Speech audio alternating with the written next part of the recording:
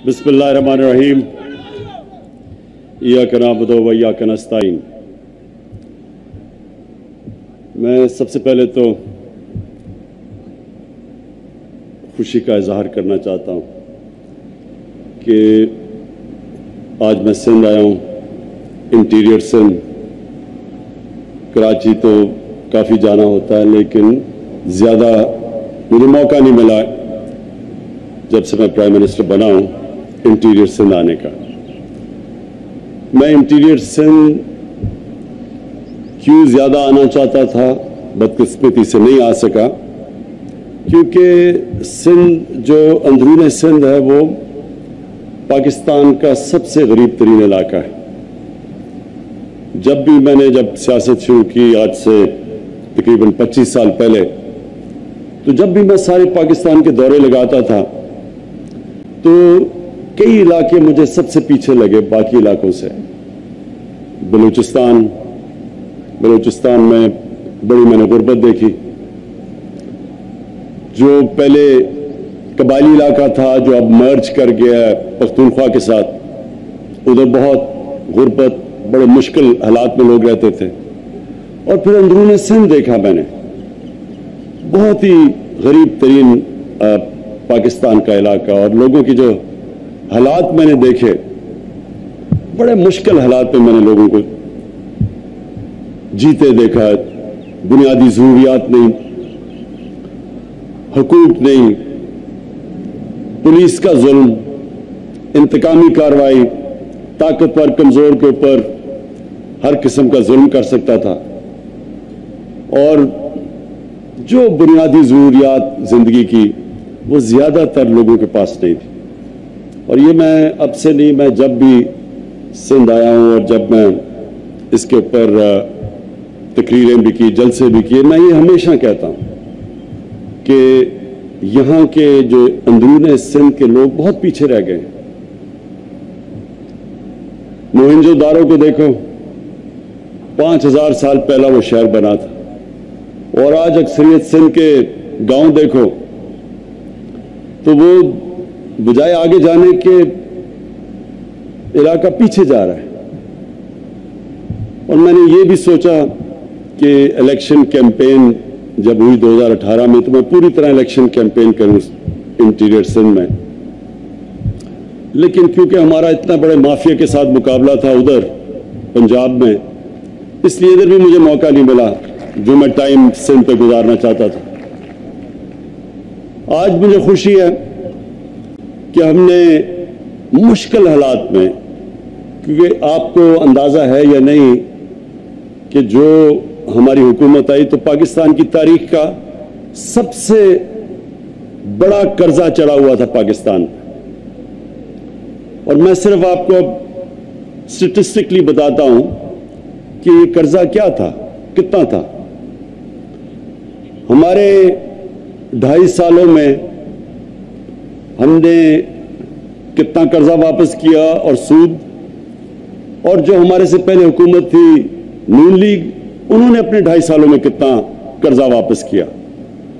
तो उन्होंने कर्जों की किस्तें और जो सूद मिला के 20,000 अरब रुपया वापस किया।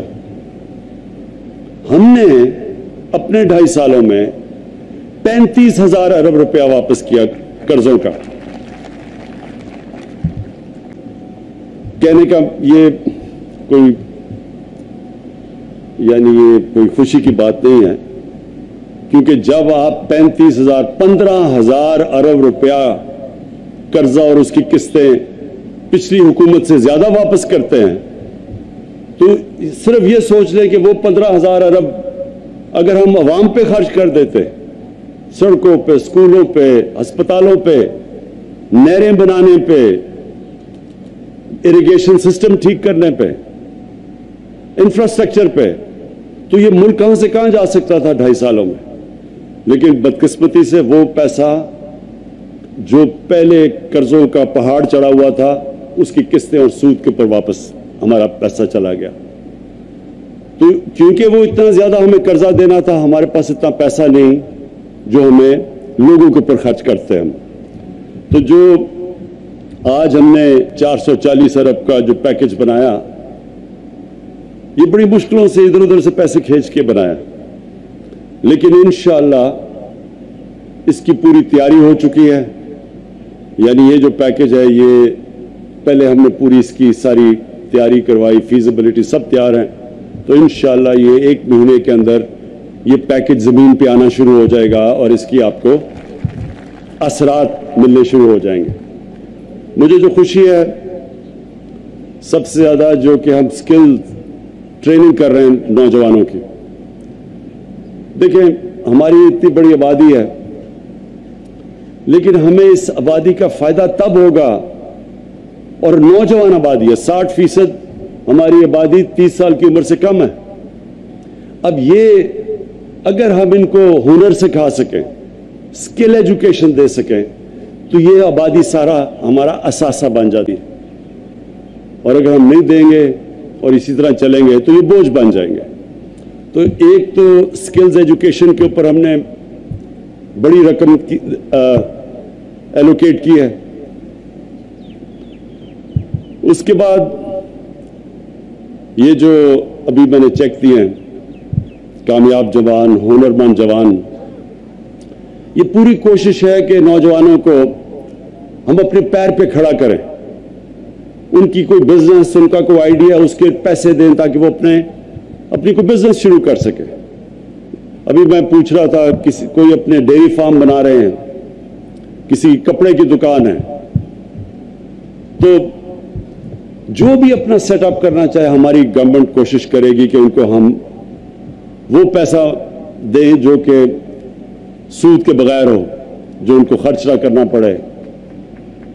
تو انشاءاللہ ایک تو ہم نے یوتھ کے اوپر پورا زور لگانا ہے، اور کھیلوں کی جو فیسلٹیز ہیں اس کے اوپر بھی پورا زور لگائیں گے. نوجوانوں کو یہ بھی بڑا، میں دیکھتا ہوں کہ سارے پاکستان میں کھیلوں کی گراؤنڈیں نہیں ہیں، تھوڑے سی کھیلوں کی گراؤنڈیں ہیں. میں آپ کو ایک مثال دیتا ہوں کہ نیوزی لینڈ، اس کی ساری آبادی مشکل سے 50 یا 60 لاکھ ہے. 50 یا 60 لاکھ ساری نیوزی لینڈ کی آبادی ہے. پاکستان کی آبادی 22 کروڑ ہے. اس 50-60 لاکھ کی آبادی، وہاں زیادہ کھیلوں کی گراؤنڈیں ہیں بجائے ہمارے سارے 22 کروڑ لوگوں کی. تو جب لوگ کہتے ہیں کہ اتنی سی، ابھی ہماری ٹیم گئی تو ان سے ہار گئی، تو لوگوں نے کہا وہ تو اتنا جزیرے ہیں دو، ان سے کیسے ہار سکتے ہیں. دیکھیں، جو جتنا مرضی ٹیلنٹ ہو، ٹیلنٹ کو گراؤنڈ چاہیے کھیلنے کے لیے. اگر گراؤنڈ ہی نہیں ہے، وہ ٹیلنٹ کا کیا فائدہ، یا آبادی کا کیا فائدہ. تو لہٰذا یہ بھی انفراسٹرکچر پہ سارے پاکستان پہ جو صوبے ہمارے نیچے ہیں. دیکھیں، پہلے میں آپ کو ایک چیز بتا دوں، 18th امینڈمنٹ کے بعد وفاق سے سارا پیسہ صوبوں پہ چلا جاتا ہے.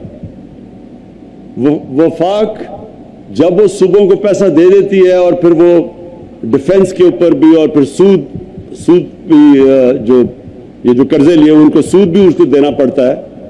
ایڈمنسٹریشن کاسٹ تو وہ پہلے سے ہی وفاق مقروض ہو جاتی ہے، قرضے لے کے چلاتے ہیں ہم ملک. تو اس لیے صوبوں کے پاس تو سارا پیسہ آ جاتا ہے.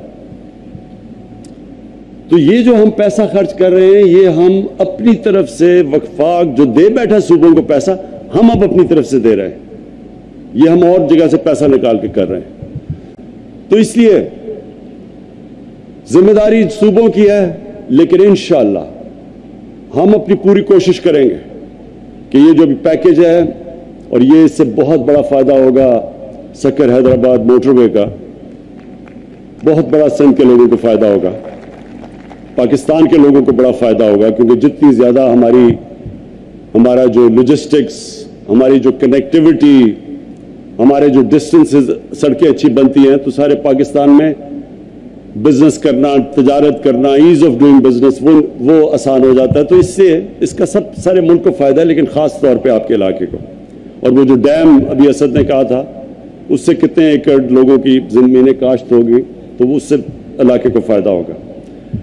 جو میں آپ کو پتہ نہیں اس چیز کا علم ہے یا نہیں، ہم نے جب اپنا احساس کا پروگرام لانچ کیا، جب یہ कोरोना वायरस आई पाकिस्तान में, तो एकदम जब लॉकडाउन हुआ तो सारे मुल्क में गरीब तबका पिस गया। जब लॉकडाउन हुआ तो जो दिहाड़ी वाले मजदूर थे या जो अपनी छाबड़ी चलाते थे, ये जो अपनी छोटी दुकानें थी, ये सारे जो कमजोर गरीब तबका एकदम पिस गया क्योंकि सारा मुल्क बंद हो गया।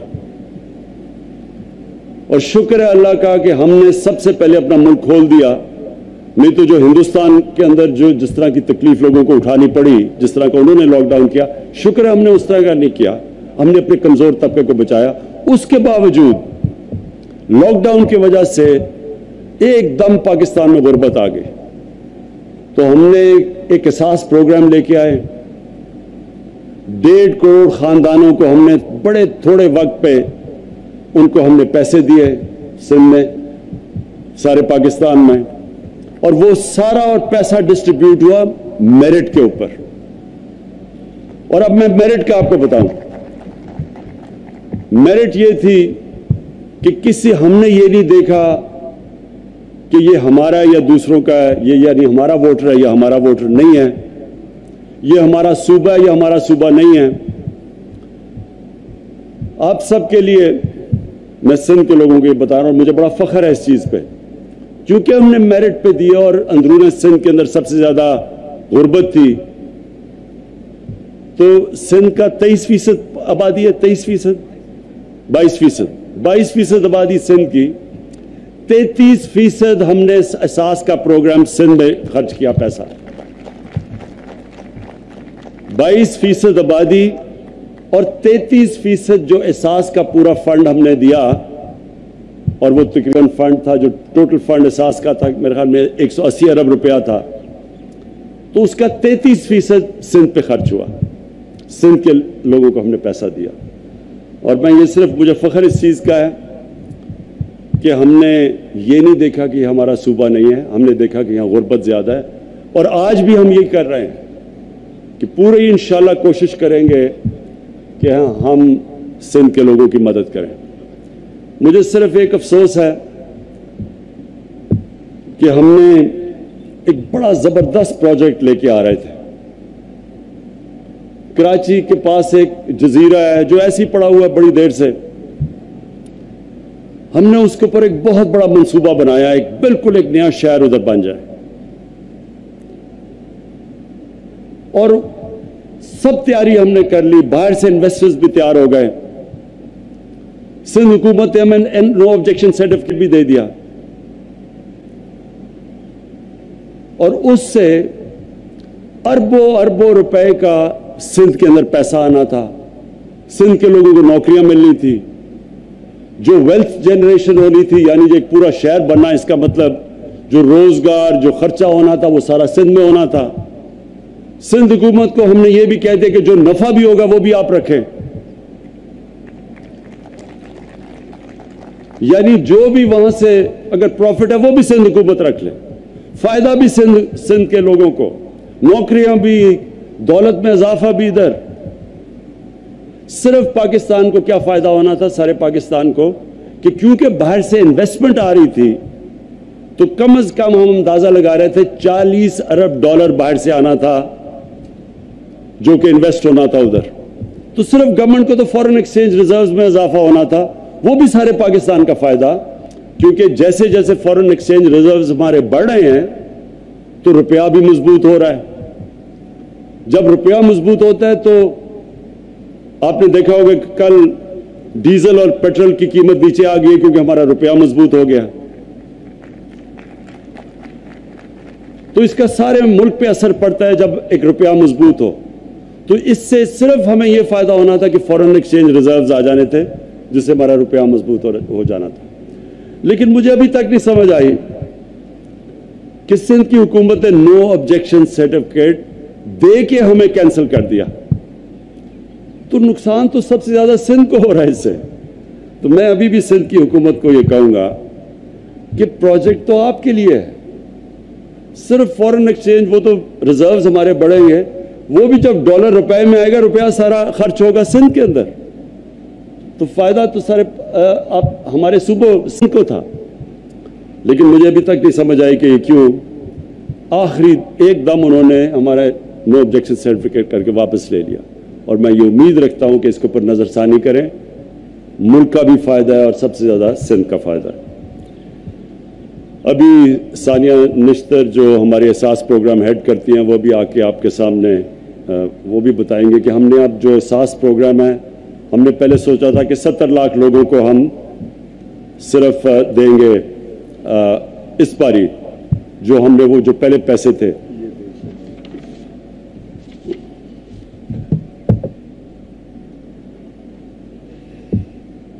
تو اب ہم نے اس کو آگے بڑھا دیا. 1,20,00,000 لوگوں کو ہم اب خاندانوں کو, لوگوں کو نہیں خاندانوں کو اب ہم احساس پروگرام میں لے کے آ رہے ہیں. تو میں آخر میں پھر سے اپنی خوشی کا اظہار کرتا ہوں کہ بڑی دیر کے بعد اندرون سندھ میں آیا ہوں. لیکن شکر ہے کہ میں جب آیا ہوں تو میں کوئی خوشخبری اپنے لوگوں کے لیے لے کے آیا ہوں. اور میں کبھی بھی پاکستان کے کوئی بھی صوبے کو, پاکستان کے لوگوں کو کبھی میں نے یہ نہیں سمجھا کہ وہ میرے لوگ نہیں ہیں. سارا ملک میرا ہے. میں اپنا سمجھتا ہوں کوئی صوبے میں گورنمنٹ جو بھی ہو وہ بھی صوبہ بھی ہمارا ہی ہے. اور ہم انشاءاللہ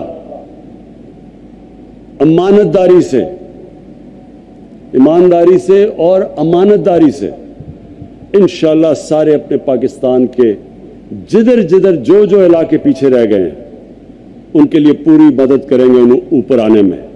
بلوچستان میں ہم نے, یہ بھی مجھے فخر ہے کہ سب سے بڑا جنوبی بلوچستان کے لیے پیکیج پاکستان کی تاریخ میں پہلی دفعہ ہماری گورنمنٹ نے وہاں دیا ہے.